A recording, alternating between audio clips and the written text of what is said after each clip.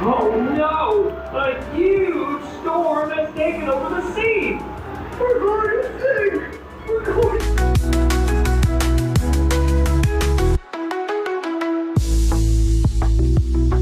அப்படின்னு சொல்லி ஒரு படகுல ஏறி அனுப்புறாரு. ஓகேவா? எங்க போக சொல்றாரு? அக்கறைக்கு போங்க, நீங்க அங்க போய் எனக்காக வெயிட் பண்ணுங்க அப்படின்னு சொல்லிட்டு இவங்கள அனுப்புறாரு. இவங்க எல்லாரும் வந்து